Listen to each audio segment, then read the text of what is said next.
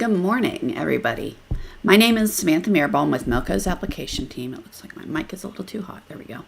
I'm with Melco's application team, and we're doing our Design Shop Talk today. Try to do these on a weekly basis to see what questions you have and get them answered for you. I'm going to quick look. It looks like both platforms. That one's up and that one's up. What on earth? That is not right. Close that. Let's see. Is Facebook live?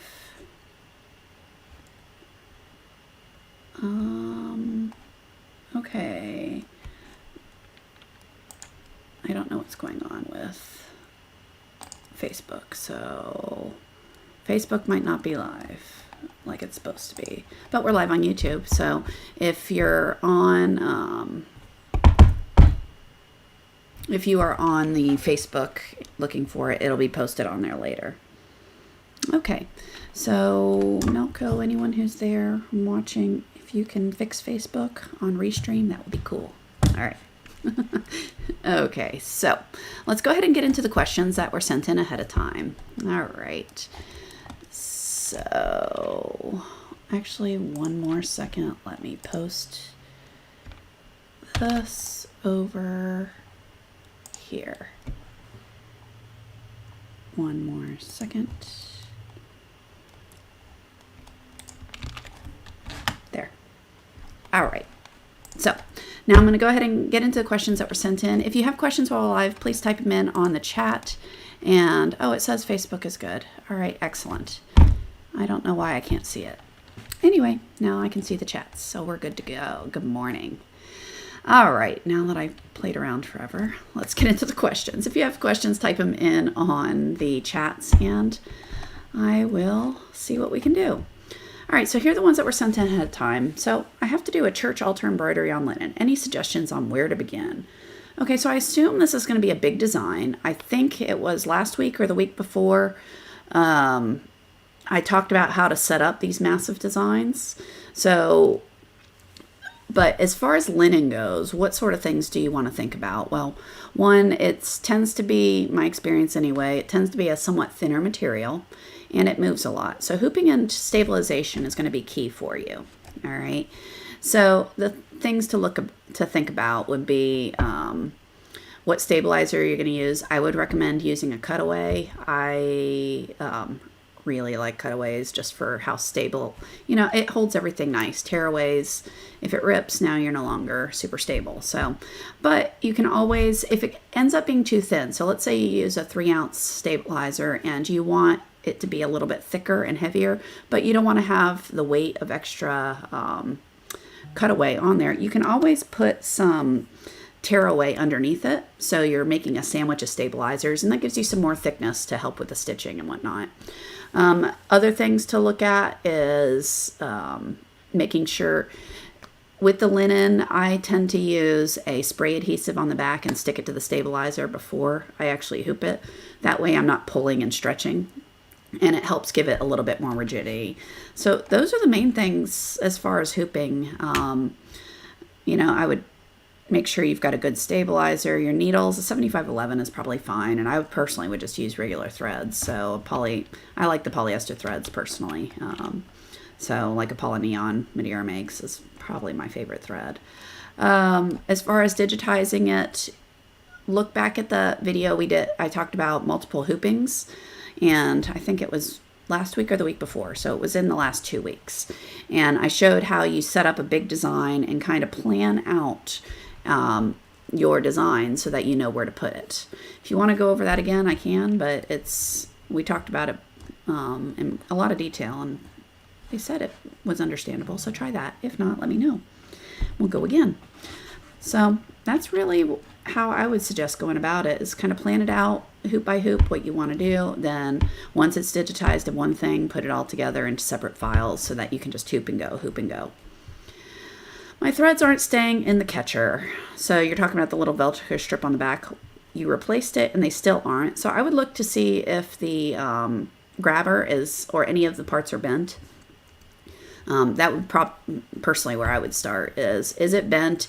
Is the grabber going into the thread catcher correctly? So when the grabber sweeps back to push the threads back into it, is it going all the way into it? So are the screws not in right, essentially? You want to make sure that grabber is pushing in all the way, because if not, the threads aren't going to push into that Velcro. It's not going to hold. All right, so that's where I would look at the alignment of everything.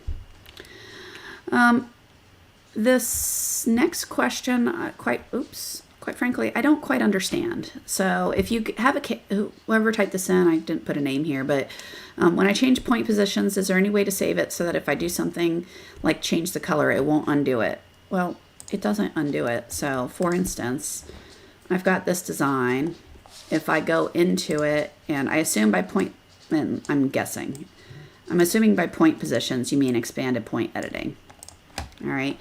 So I just took that bird, selected it, turned on the expanded point editing, and I moved stuff around.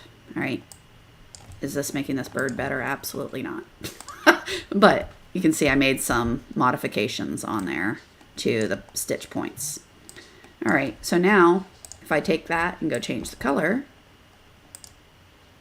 all those point modifications stay. So I don't know if that's what you mean.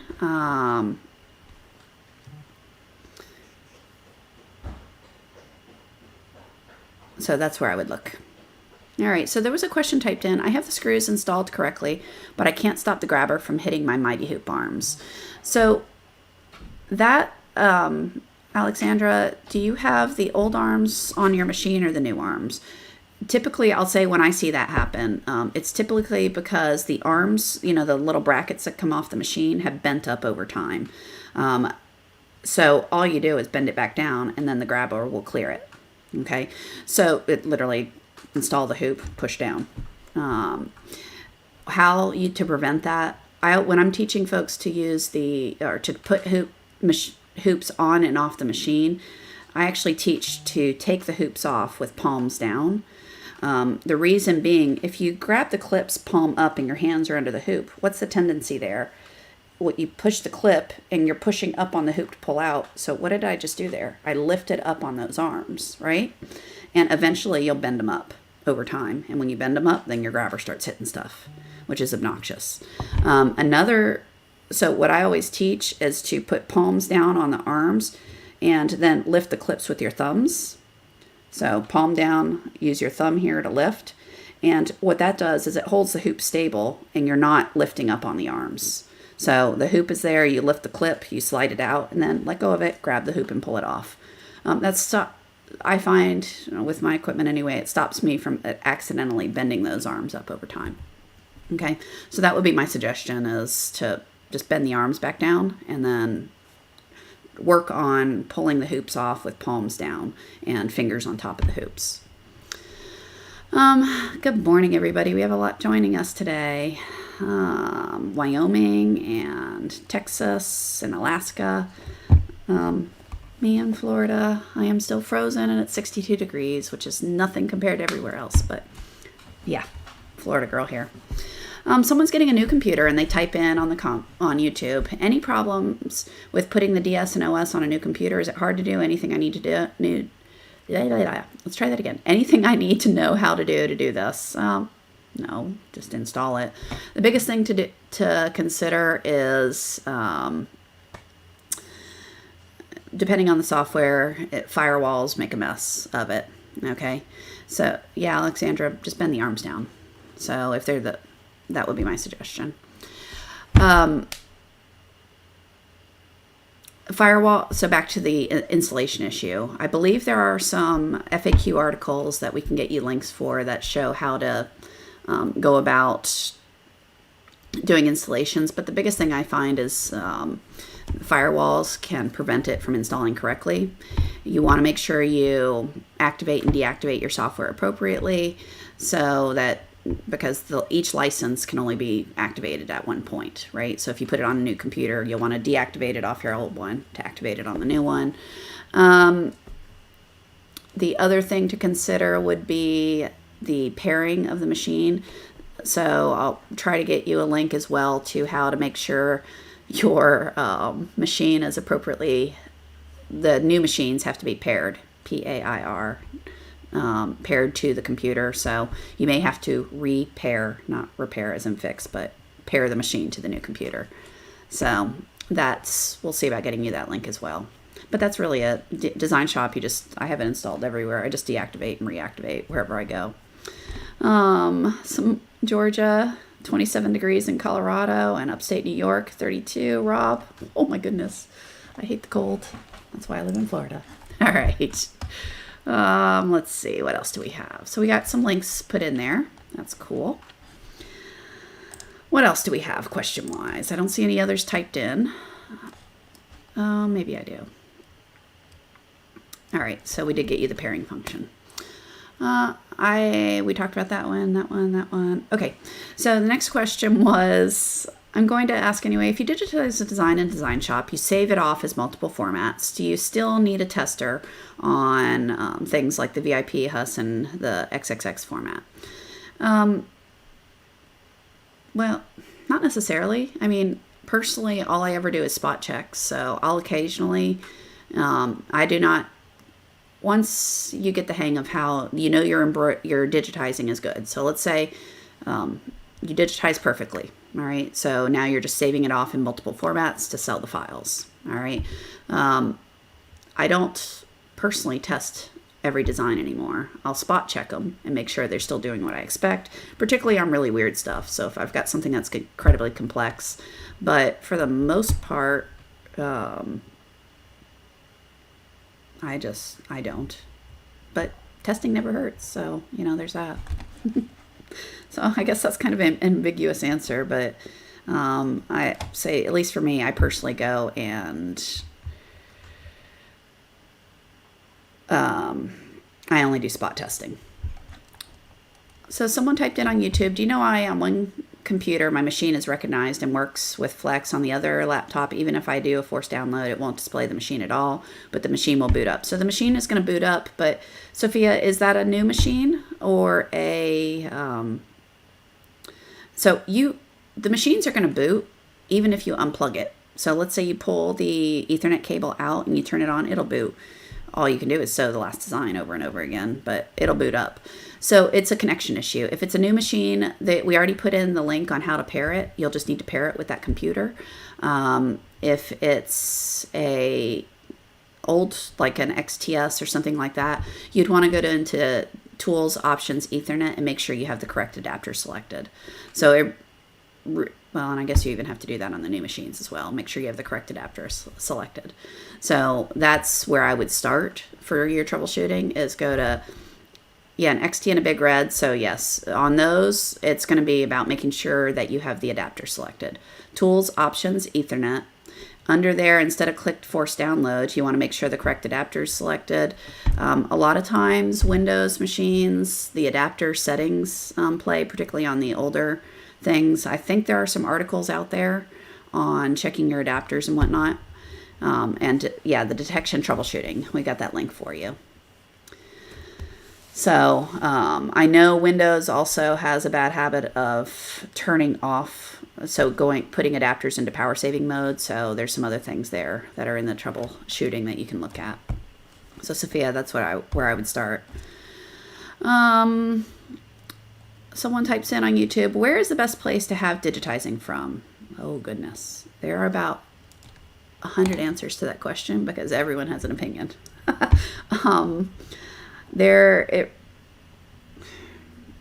The best, I don't know how to answer that, honestly, because there's a whole bunch of digitizers out there, and they're all good at what they do, and some are better than others.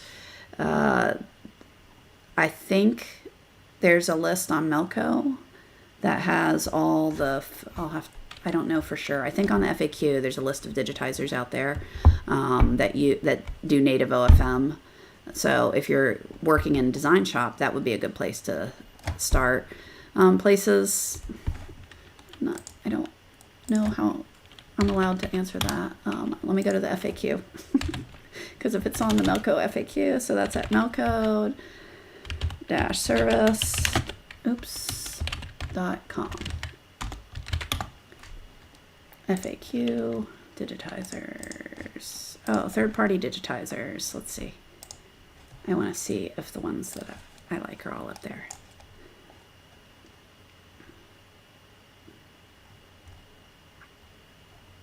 So I see one, I see a few that I've used. I've used Q Digitizing. I like Non-Designs. They do nice work. Some of the others that I personally use, I don't see up here.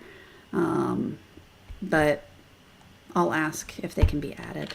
Oh, Rob. I know Rob. He's cool. I've not used him. I'll have to try him. I do most of my own digitizing, so I only send out stuff that are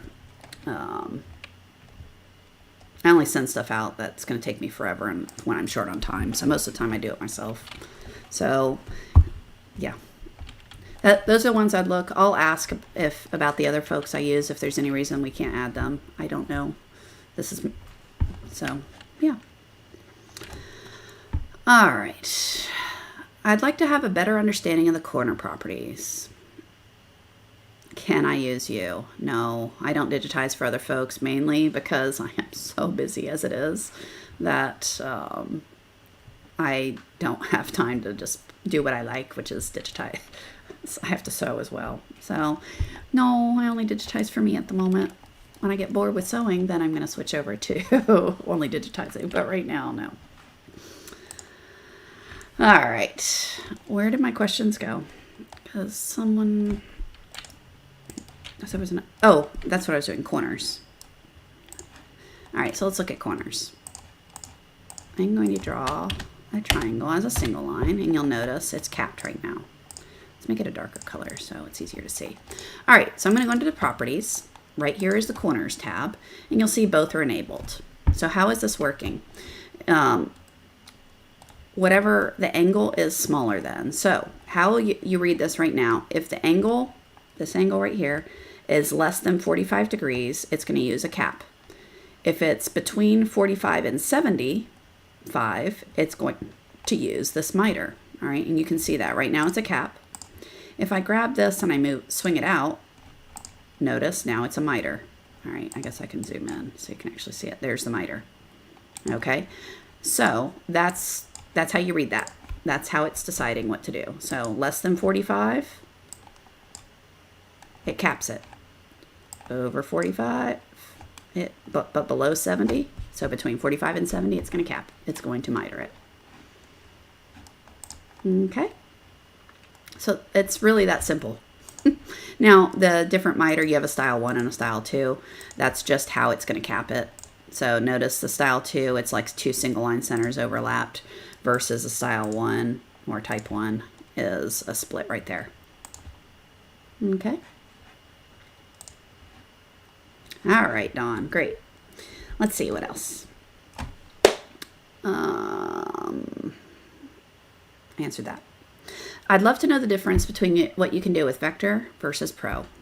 I know on these demos or on these talks, I always use Pro because that's what I use personally, and I can always change it. You can't. I can change the level to help you guys because of the version I have. But here, let's go look at this. So over on melco.com, if you click on embroidery software and then you scroll down, detailed feature comparison. Here's all the details of things. So you can dig into all the difference, and it shows you all the check marks. I always say wrong between the different ones because I only ever use the Pro, and I always have to go, well, I don't know, let's go see if it's in there and change it. But I found this list, so that will show you the differences between it. So check that out. We did get you a link to the details of the description for each of them. Okay. You're beginning at digitizing. Awesome. Have fun. Digitizing's really fun to do. Be sure to check out all the videos. I showed them. I like showing them because they're really helpful. It's how I started learning. If you go to melco-service.com, let's see. There's source 1. So if you have older equipment, this is a cool place to start on learning stuff. On the YouTube channel, there's videos after videos.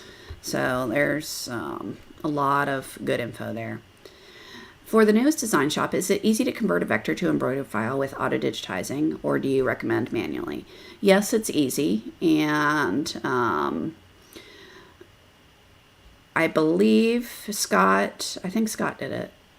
There's a video out there that shows how the conversion tools work, and it's done really well. So you can either click poof done, or you can step your way through it, which gives you more control. So I always like doing the step your way through it, auto, if you will, just because that way you can set the order it sews in, you can think about it and make sure it makes sense for your application.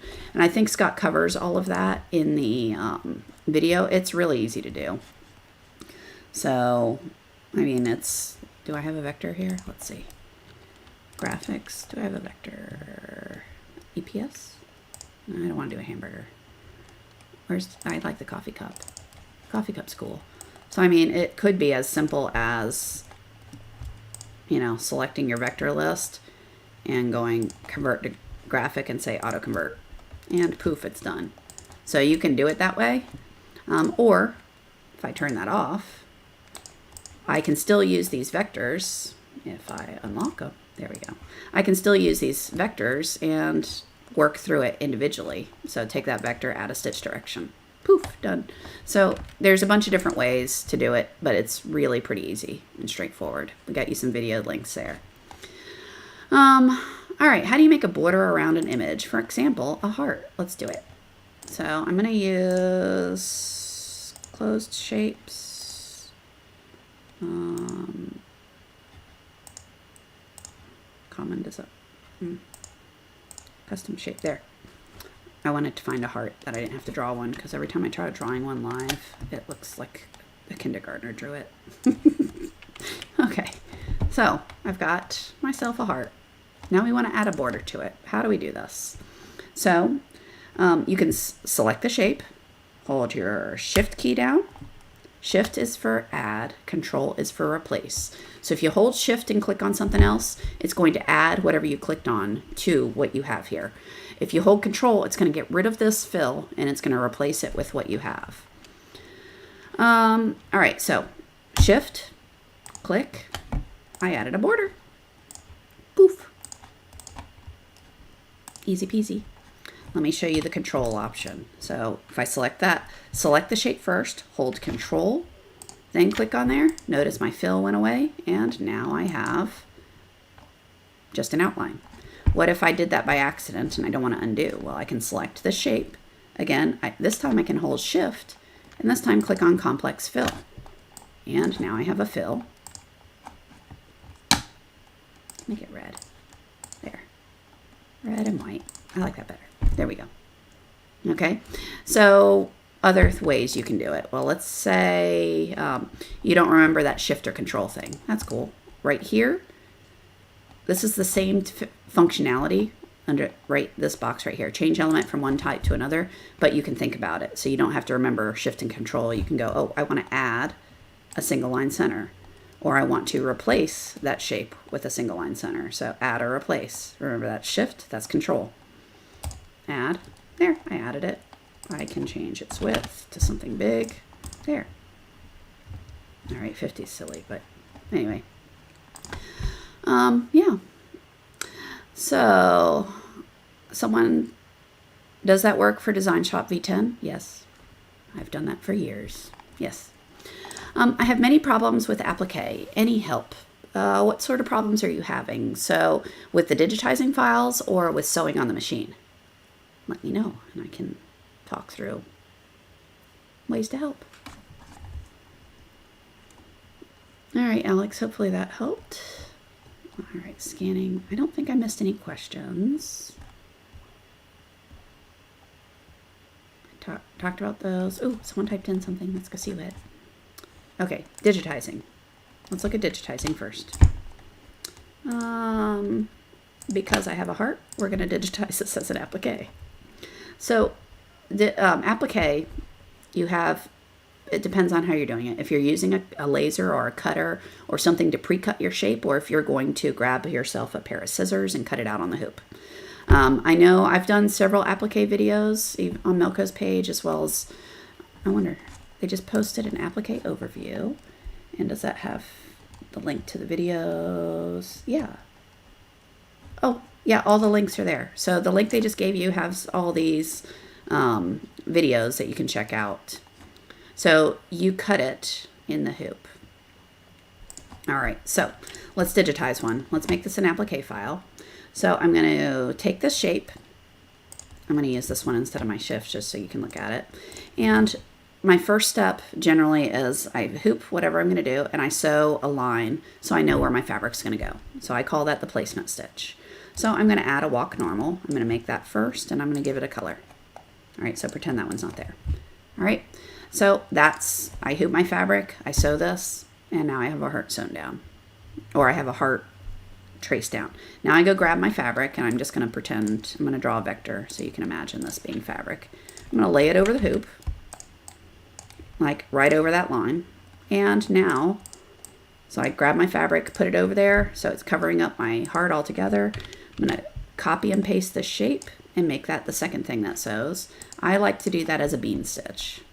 Do you have to do it as a bean stitch? Absolutely not, but that sews it down.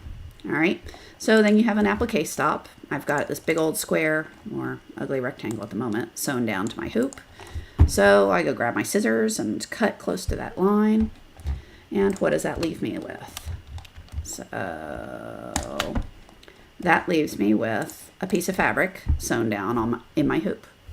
Okay, so remember, these need to be my 2 stitches that I've created so far, my walk, which is my placement to show me where my fabric goes, my bean stitch, which is the tack down that holds that fabric in place.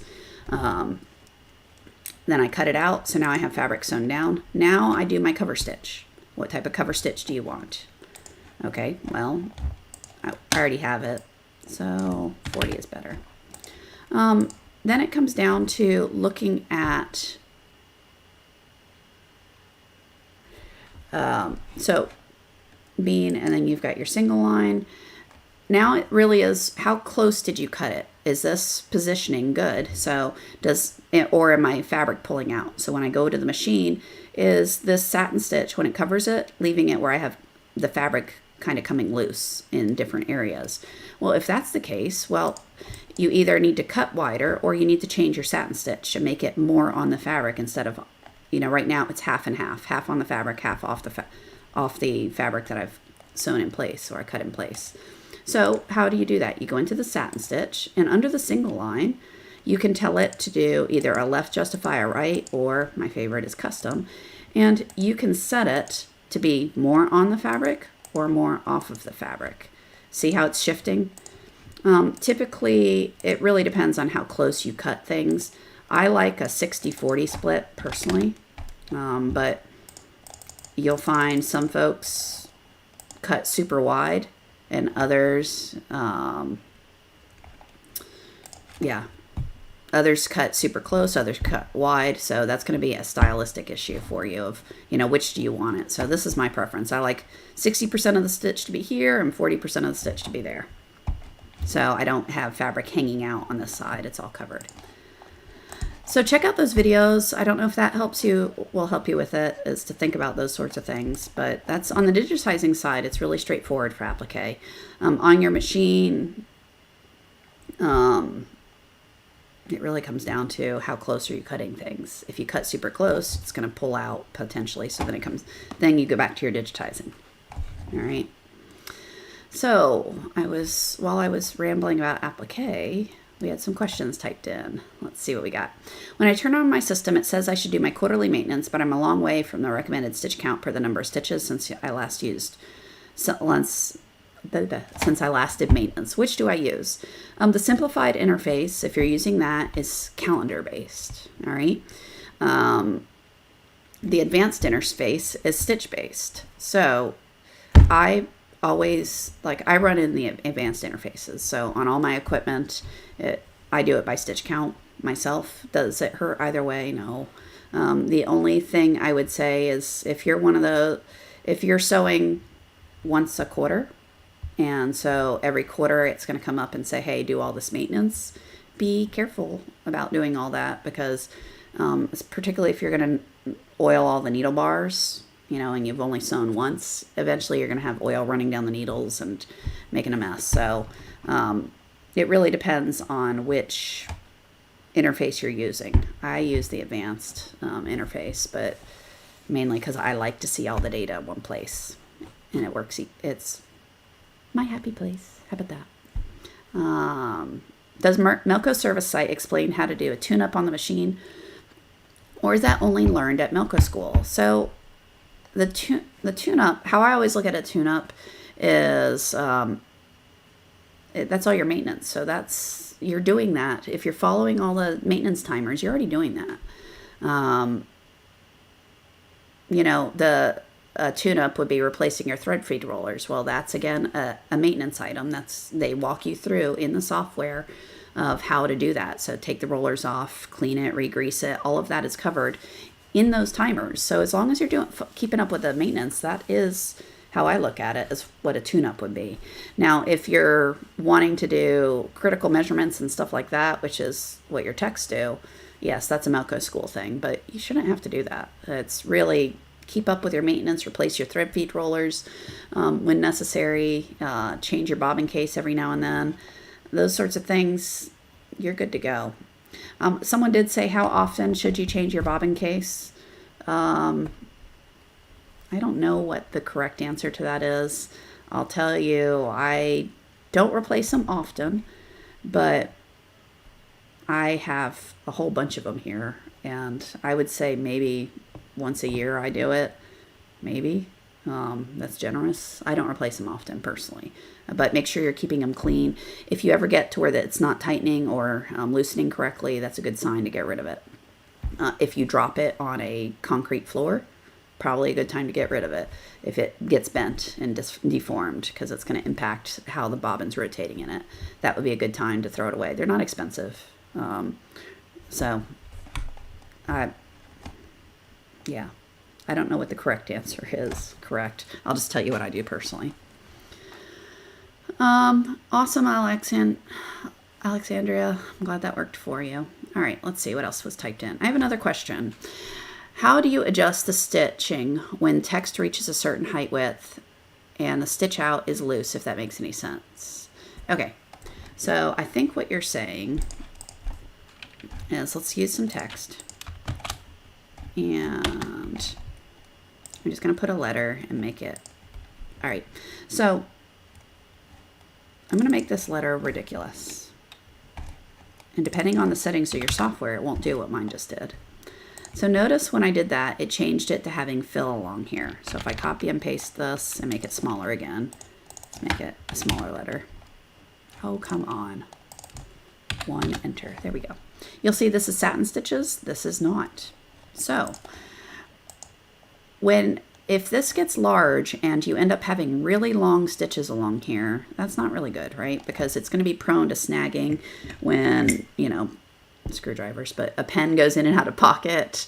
You can snag that. So you really don't want super long stitches on there. So my properties are already set up under this top stitching right here. See this line? So if you click on your lettering right here, it says use fills for stitch lines greater than. If this is set to 0, notice it'll leave those as satin stitches. Not necessarily a good thing. This number, whatever number is here, is when any stitch gets longer than that, it's going to convert it over into a fill. All right. So 80, what number is good? I personally would say less than 70. Okay, 70 or less is a good number. If you don't like that random look, well, how can we clean that up more? So we know we have to have those fill stitches in there. Well, I can come in here and do auto split. That's kind of fun. I like that look a lot. I know I show it a lot on these talks. So there's a common auto split, which does down the middle. I like that one even better. So that will give you that stitching down the center of it to hold it down and make sure the stitches aren't too long to be snagged or loose. Okay. So Alex, did that help?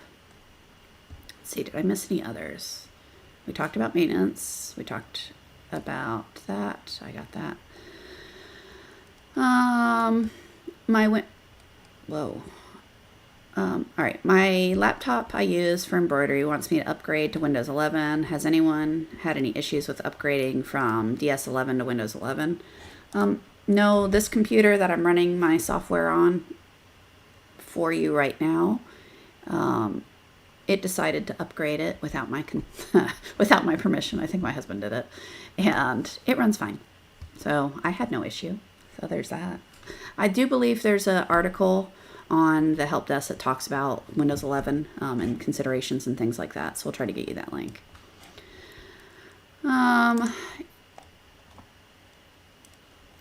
So let's see what else. Alexandra, when doing a rectangular tack down stitch, when it makes its corner turn, even if I lower the speed, the thread skips or breaks. Check your active feed settings if they're, I'm trying to think which way. So it skips or breaks. So that would indicate to me your active feed is too low because your thread's too high. Your thread's too tight, so it's breaking.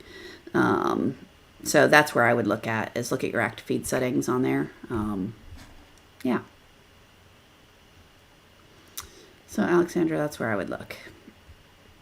We did get you a link to the compatibility with the Melco software, so that's cool. David asks, is there anything in DesignShop to look for that would indicate why a tie-off is in a bad place or just wrong?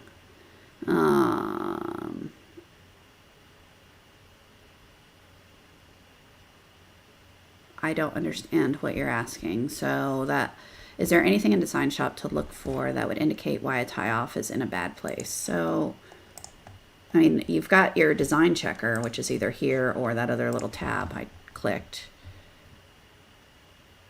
Oh, the tie-offs are not trimming. Well,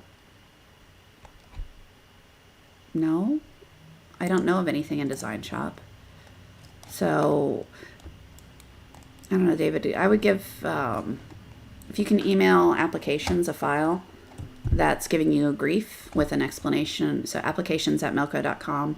So send a file over with what you're seeing and where with the file. We can take a look at it and help you out a little bit better there, because fundamentally, no, I don't know anything. Rob asks, he says, I hope you understand this question. Right before you put the thread in the pigtail, should the thread hook and stay behind the small hook on the bobbin case?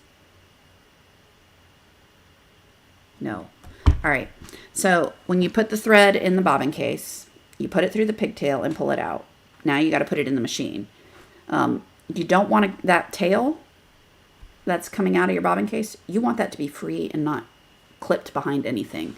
So what I always do when I put them in there is I thread my bobbin. I take that thread and I bend it down and put my thumb on it. So when I hold the bobbin case, I can't get it hung under the clip. I can't get it behind the bobbin. It's out of the way. I clip it into the machine and then I grab the thread and give it a little pull to make sure it's free rotating. Okay, so yeah, that's that. Can you give us a rundown on how to increase the density? Sure. So density is how close or how far apart your stitches are going to be. That's kind of a really simplistic way of thinking about it, right? So if I go into the properties here and I go to top stitching, that's where density is. If I turn on auto, turn off auto, you'll see there's a number. Okay, so that is from one stitch here to the next stitch here, how far apart those stitches are. Okay, so if you want it more dense, you want more stitches, you want it to be more overlapping, you're seeing too much fabric, if those are the sorts of things you're thinking, I'm going to take this off so you can see it. So that right now is set to 4 points right there. Well, if I take this down to 2, do you need to do this? No, but I'm just showing you the point. Now I have double the number of stitches because now that's distance between those is 2 points. Now on the other side of it, if you're sewing something and you go, oh my goodness, I am hammering this, I need less thread, less stitching, what do you do with your density number? You make it go bigger. And again, is 8 a good number? Probably not. I'm just showing you that to illustrate the bigger the number, the further apart, the smaller the number, the more dense it will be. The more overlapped your stitches are going to be. So girls in the garage, hopefully that helps. Let me know if it doesn't. Bart asks, how do I subscribe to watch future episodes? I know on Milko, or excuse me, on YouTube, there's a little subscribe button and that'll pop up. I think on Facebook, I don't remember how Facebook works. I think if, I think they have a subscribe button too. I'm going to the Facebook page to look. What's that? I think, oh, if you like the page, I believe that will end up popping up a little thing in your notifications saying, hey, Milko's live. Okay. No problem, David. I'm glad that helps. We got you some links on bobbin threading and tension, so check those out. Hey, I think I got through all the questions that were typed in.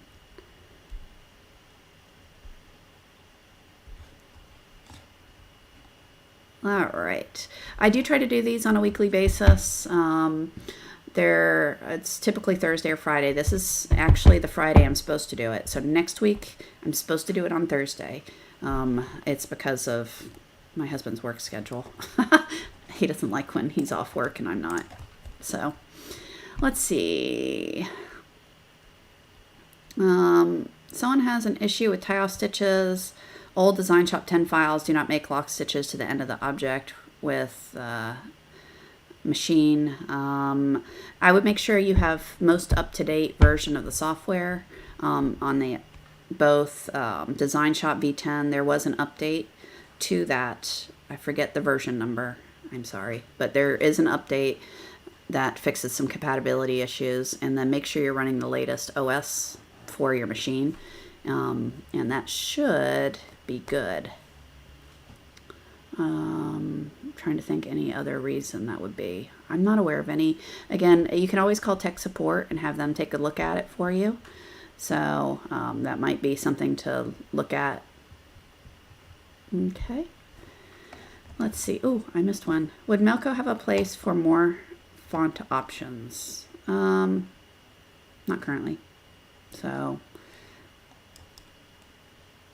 yeah, no, you can always get TrueType fonts and use those, but digitized fonts, not that I'm aware of.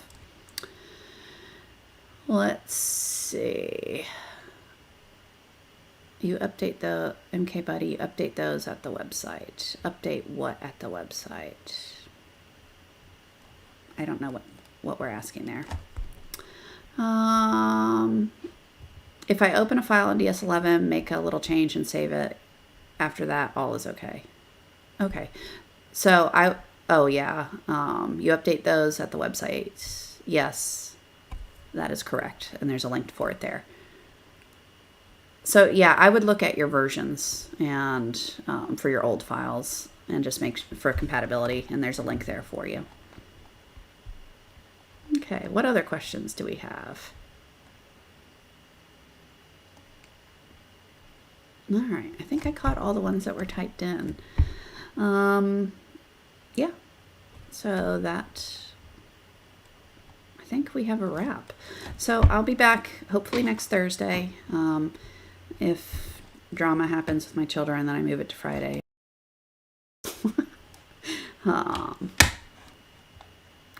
Yeah, Prit, if you can get in touch with, I apologize if I butchered your name. All software is up to date. Only issue is with old files. If you can give a call to tech support, and so we can take a look and see what the issue is and get that over to the proper people if something needs to be changed, and we can take a look at that for you. I know out there I've got a mix of equipment. I've got 13 machines running from old to new, and I run super old files from V9 all the way from V11. So I don't recall any issues that I've been having. So yeah, if you can get in touch so we can see the issue and kind of figure out what's going on and help you out. All right. Well, I hope you guys enjoy these talks and they're informative of some sort. Let us know what you want to learn, what you want to talk about. And again, you can always type in questions live, like half the ones we have here. Or you'll notice on Facebook, I tend to, oops, come back.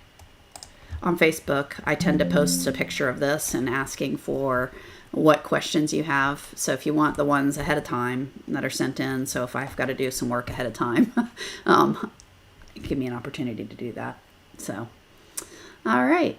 Well, you guys have a fantastic weekend, and I will talk to you guys next week. Thanks for joining us today. And till then, have fun sewing. Bye, everyone.